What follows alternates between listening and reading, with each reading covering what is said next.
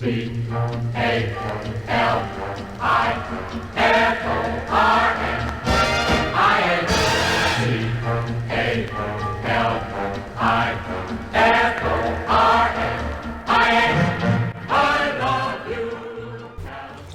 my name is Bill.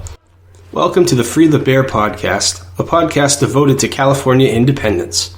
Today, my co-host Forbes and I talk with Theo Slater, the founder of the California National Party, and we discuss why he did it and how COVID-19 will affect the California independence movement. So sit back and enjoy, and as always, Free the bear. Grrr. How you doing, Bill? I'm doing well. Uneventful Memorial Day, which is always good in my house, I suppose. Theo is also in the room, so limit all the horrible things you have to say to Theo to a bare minimum. I was going to give him a piece of my mind. I've had a few drinks. I'm kind of – Memorial Day was not memorial in any way, and I didn't want to tell Theo, who do you think you are? You ain't my father. This is exactly the kind of interview I was hoping for, guys. Liquored up and angry. Yep, exactly right. So this is, of course, the FreetheBear podcast that we're going to be doing. And our guest today, Forbes, is the founder of the California National Party. In our minds, a very big deal. He's like our George Washington. I was going to say, he's our Che, he's our George. I mean, he's again like, maybe even Fidel. You never know in the end. I can only hope. He's my Stannis Baratheon, that's for sure. Oh, there you go. I get that reference. Yeah, people get weirded out when I tell them that I'm a book reader and that Stannis is by far my favorite character and that I admire him greatly. And yeah, it's part of my charm. Did his daughter on fire? Is that? Listen, if you sacrifice a goat, is it a real sacrifice? No, a sacrifice entails that you got to give up something you love. And this is all true. And by the way, again, like I would just say too that. If sacrifices have to be made for a new California, Theo, you got to step up to the plate, pal. Be that Stannis. I guess my first question for you, Theo, is why did you decide to start a political party for California independence? All right, so let's go back to 2014. And at the time, we have a president who is not telling people to inject disinfectant. However, that president is starting wars. That president started wars with Libya and with Yemen and, horrible drone strikes. There was a calculation that only about 10% of the people who die in drone strikes are the target, and the rest are people that the U.S. is randomly murdering.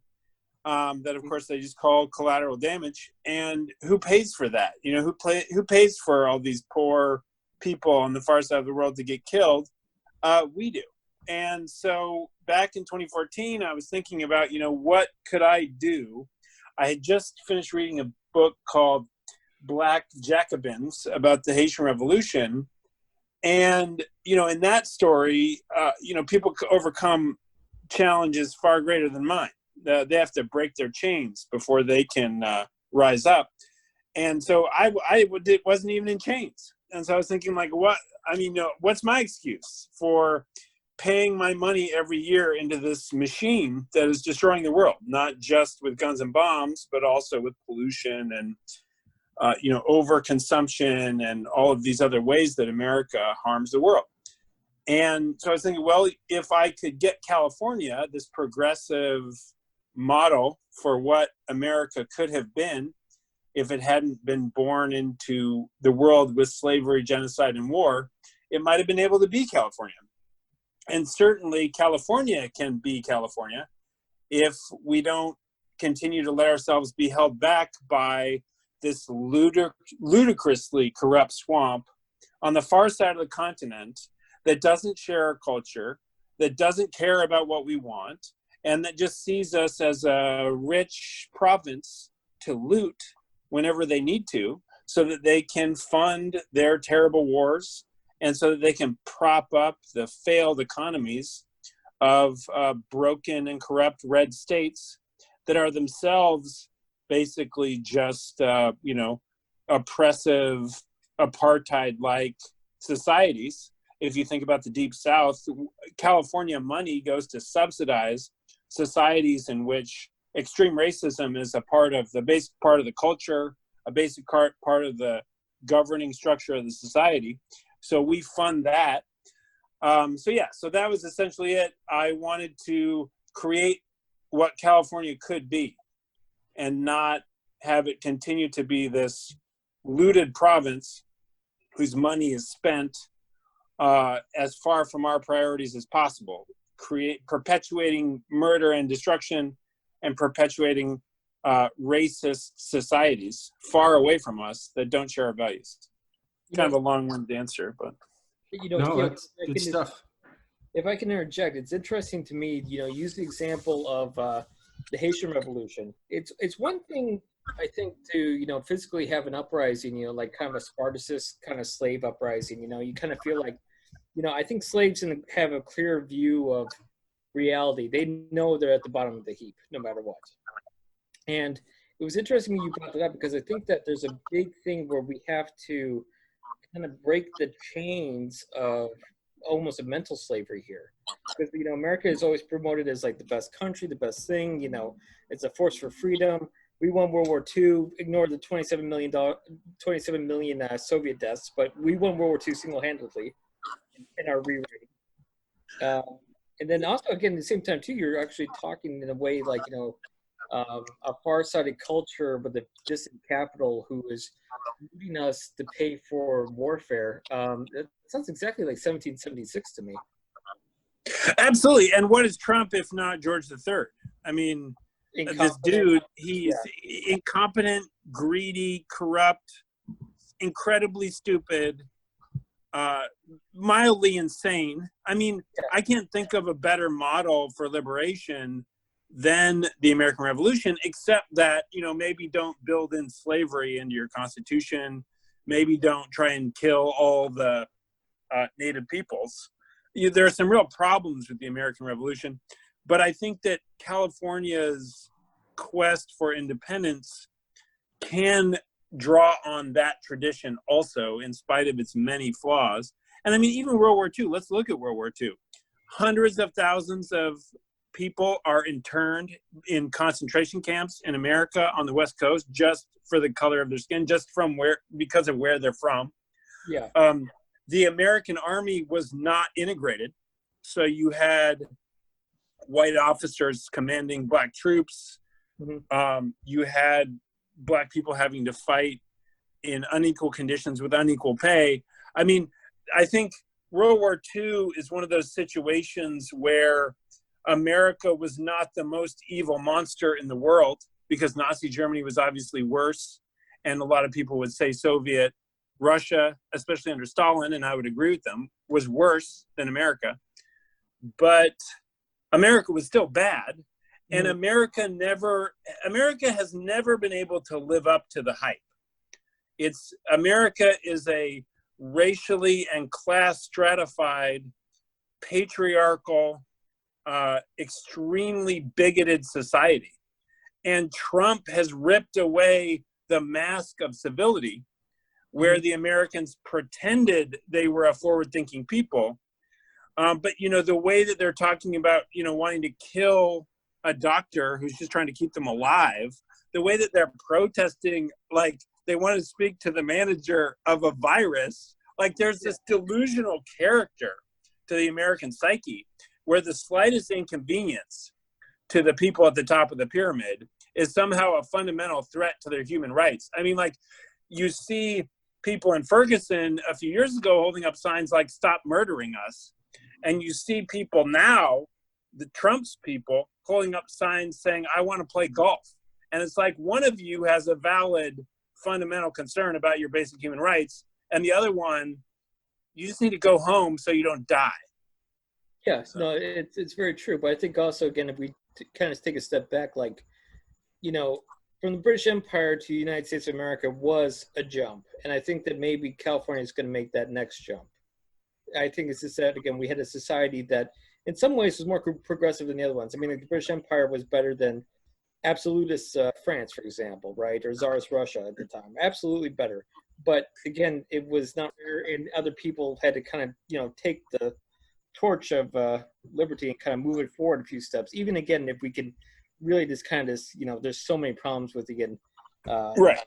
You know, And I think you make a great point. I mean, another liberation tradition that I want to draw upon is that of the Californios who declared independence from Mexico in 1836.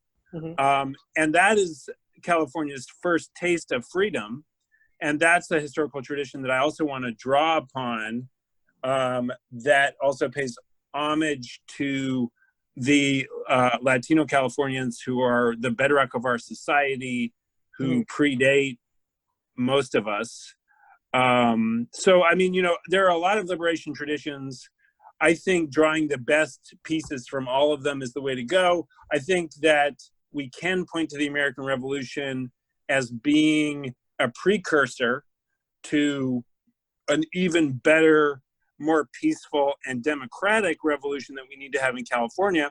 But I think we should also look at the independence tradition of 1836, and to a lesser degree, the independence tradition of 1846, though the 1846 thing was more of a Trojan horse for the Americans, unfortunately. Now, Theo, we were talking a little bit about the coronavirus. How do you think that is going to affect the California independence movement? I do think it's useful because it demonstrates the utter incompetence and stupidity, the complete useless, wasteful, corrupt brokenness of DC. I mean, nothing puts it more on display than, all these sayings about how we need to reopen the economy even if it murders grandma. I mean, DC basically wants to kill your grandmother, apparently, which was news even to me. I mean, I thought things would be catastrophically bad under Trump, and he has managed to be so much worse than I could have possibly imagined. So you have like a federal government that is completely abdicating any responsibility. He's like the opposite of Truman. The buck never stops with him, which is just such a ridiculous situation for someone who claims to be a leader to just not try to avoid responsibility for anything. And so we just have this, I mean, I've never seen a better example of the federal government being broken and useless, where thank God we live in California because we have a governor who actually wants to keep us alive, who actually cares about us. We have a government in California that actually wants our people to prosper and cares about our well-being.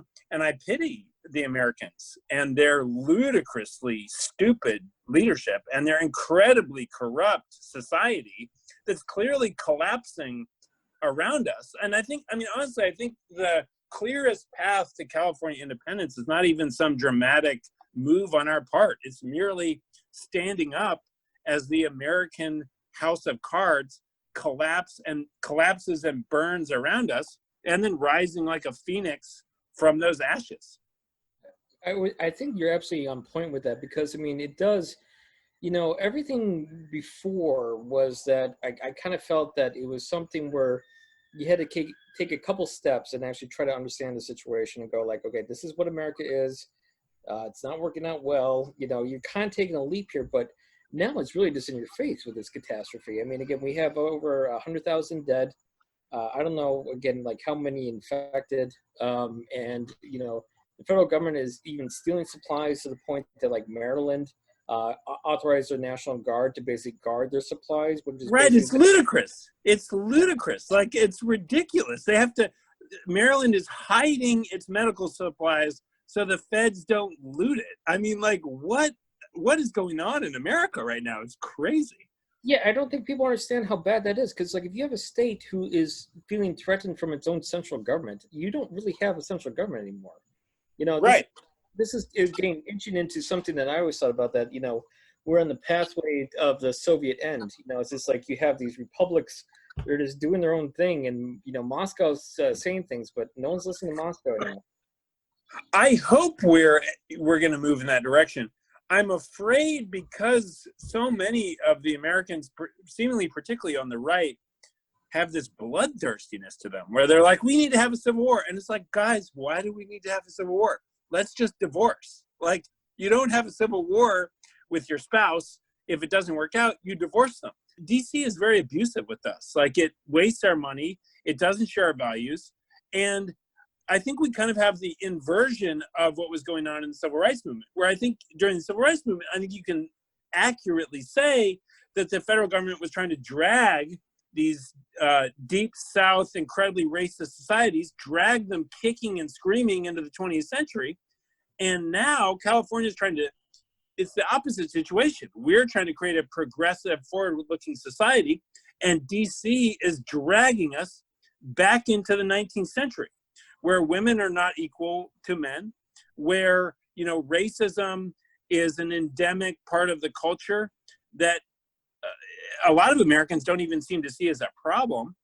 And I think the contrast between an American empire in catastrophic and seemingly inevitable decline, alienating all of its allies, you know, completely blowing the response to a virus. I mean, America, as it was once hoped it could be, is clearly out of reach.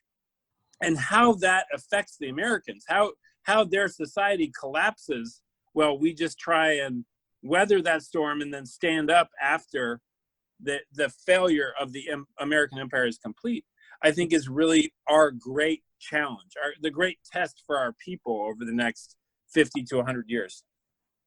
I'm going to submit to both of you guys, and I say this as a chess player. Like, you know, in the movies, they show people getting checkmated, good chess players. That never happens in a real chess game.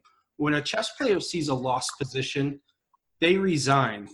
And I don't know about you guys, but when I look at the situation between the progressive movement in the United States and we'll call it the Trump movement for what it's worth, like, the Trump movement has won. I look at the damage Mitch McConnell has done in the Senate. I look at all the federal judges, the Supreme Court, the gerrymandered districts in the House of Representatives. And I think it's a battle. I know Theo and I talked before how politics is a war. It's a war the progressives have lost. I think a lot of them don't realize yet that it's over and it's best to make a stand in California. I think that's true. And I think that a lot more of them are going to recognize that as we move forward, because, and if it plays out anything like 2016, getting back to the history of the California National Party. So when we started, before Bernie Sanders was cheated the first time, and you know, some people have different perspectives on that, and we want to welcome all of the disillusioned progressives, regardless of who they supported in 2016.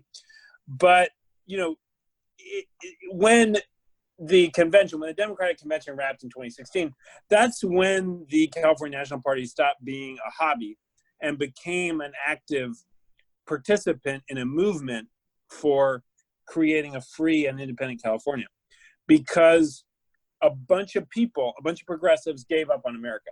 And that's really part of how California has to move forward, is we have to get out of the mental straitjacket of feeling like our American friends are looking after our best interests, care about what happens to us, or have any real future, because their empire is falling apart.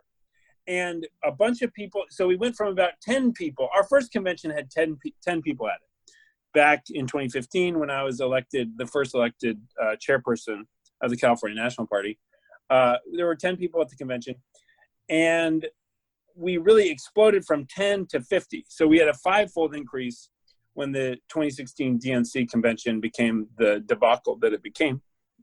But then what really made things take off was November, the election, when Donald Trump became the quote elected unquote president of the United States. I mean, obviously he lost the popular vote, and he relied on the support of several American states who restrict the voting of people of color to the point that there's nothing fair about American elections. So there's nothing fair. Donald Trump isn't a democratically elected leader. He's a leader who managed to take over in a broken plutocracy, which is what America is. And so when that happened, a lot of Californians gave up on America all at once. And that's when the California National Party really took off. So, my phone was ringing off the hook. We were getting interviews. There was lots of interest, lots of support. And we were putting together Facebook groups as fast as we can. We were trying to create as many opportunities for people to participate as quickly as we possibly could. I want to give a shout out to Jed Wheeler for his incredibly diligent work at that time. There were a lot of other people who deserve some credit as well, but he was the one who was working the hardest. I think I'm pretty proud of where we got with that burst of energy, because we were able to turn basically like a debate society into a political party. And when I used to talk to my friends about starting a political party, just my personal friends, back in 2015 or 2016, I mean, I've always been a little bit out there to them. So they're like, okay, well, that's cute. Whatever. I guess we're going to be hearing a lot about this. And they were right. They heard a lot about it. But once we got through that election, they really started to shift. Even my personal friends who have no particular commitment to my political causes, they were like, maybe you're onto something. Maybe we really do need to look at how California can stand on its own, because the way the DC swamp is destroying America is not going to change. And I think that you were making a great point before, talking about how it's all getting gerrymandered and the courts are getting packed and so forth. If you look at how many judges Trump is bringing in, we're really talking about decades of conservative hegemony. And I think we'll also see ever greater voter restrictions, particularly in the South and the Deep South. These sort of apartheid-light societies, they're going to get ever more repressive in order to keep the Republican Party alive.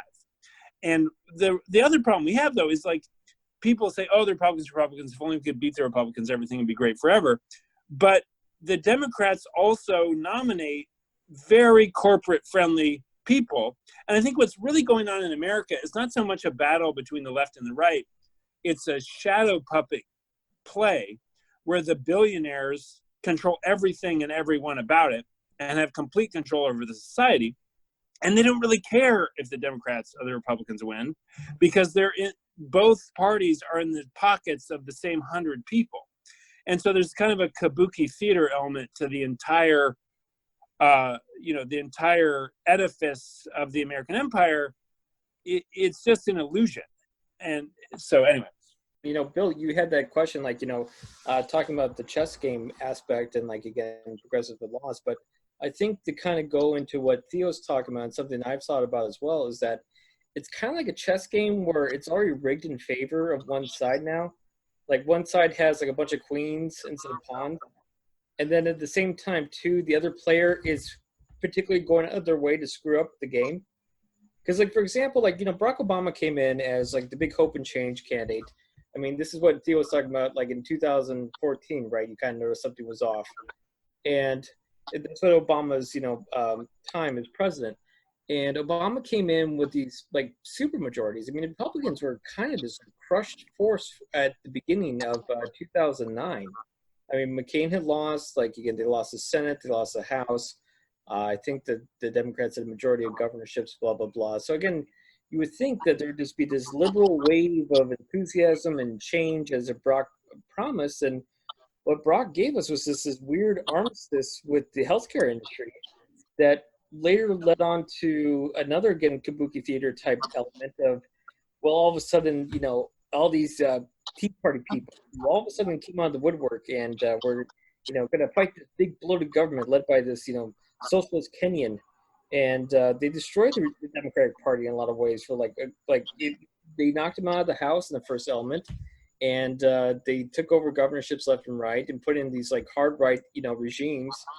And the Democrats and Obama, this were kind of playing Washington Generals against the Harlem Globetrotters.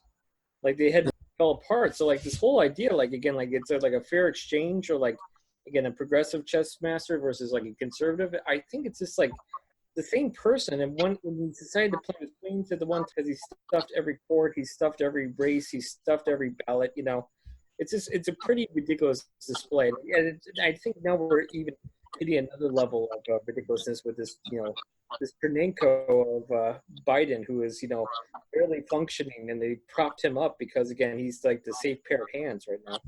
Yeah, and for me, it's painful watching this race is just painful to me because we have this, Biden, we don't know exactly what happened, but clearly he's got a lot of the same ethical and moral problems that Trump has. And it's like, if you make America Great hat blue instead of red, have you really accomplished as much as we'd hoped? And of course, obviously the answer is no. So, I mean, and to me, it's like you have the body of America and a Republican comes out into office, whether it's Trump or GW or whatever, takes a chainsaw, slices off the arm of America, throws it to a crocodile. A Democrat comes in, puts a light layer of gauze over that arm that's, bleeding out. And then another Republican comes in and chops off the other arm with the chainsaw. I mean, it's such a clearly unsustainable system. The system of checks and balances is so profoundly broken. I just don't see, I don't see how much longer America can last. I mean, you can only have so many, as Rome proved, you can only have so many mad emperors before everything falls apart. And I think we're really much closer to that. I think COVID-19 has really accelerated that process, where a lot of the stuff that I thought would take decades is happening in months. Mm-hmm. And, we're going to go into this Great Depression, essentially a Great Depression 2.0. And I really don't see how the Americans pull it off, because the leadership vacuum of this kind of weird, psychotic megalomaniac who is seemingly just trying to profit all the time. Like he owns a bunch of chloroquine stock or whatever, so he hypes this kind of deadly drug that seems to kill as many people as it helps. He always puts foreign leaders up in his own hotels. I mean, we're really seeing the monetization of the presidency. And I think that will also lead to another catastrophic development, which is kind of the reality TV presidency, where a lot of people, I think a lot of Americans think no matter who's in the White House, it's not going to help them, so they might as well be entertained. And I think Trump is the beginning of, and he's showing these other billionaires or billionaire wannabes, as he may be, that you can really monetize the presidency. If you're a charismatic psychopath, you can turn the presidency itself into this economic opportunity. And it's such a hallmark of what I call pirate capitalism, where you have the mentality of pirate capitalism is loot, loot, loot, and then loot. Like if you can just get all the money and get out before the whole thing explodes and buy your island and go to conferences in Davos or whatever, you don't have to care about this empire that you're destroying. Yeah, no, again, it's just that the old presidents, were a bunch of very rich, very white men, and they were in positions of power, but there was some sort of sense of, I don't know, what do you call it? Like, this, an obligation, or again, some kind of sense of like, just like, keeping the country together. The Roosevelts, again, like, and other people, like, they're very, again, rich people, but they didn't have this sense of like, I'm going to steal the silverware off the White House, dinner table and run off with it. Or like, right. Everything possible to get monetized, like you say. And, right.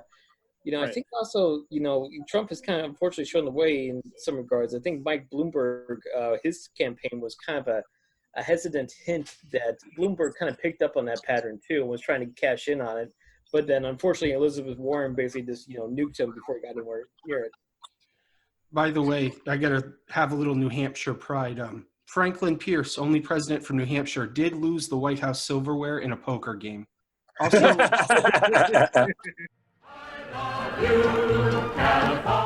well, there you have it.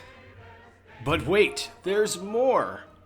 Get ready for part 2, where Theo, Forbes, and I discuss more things about California independence. And in the meantime, if you want more information, go to californianational.party or on Twitter, vote_CNP. I'd like to thank all of you for listening. Make sure to give it a thumbs up, even if you didn't like it. And subscribe. And apparently there's a bell or a button you're supposed to push. I'm very old, and I don't understand these things. In conclusion, Free the bear. Grrr.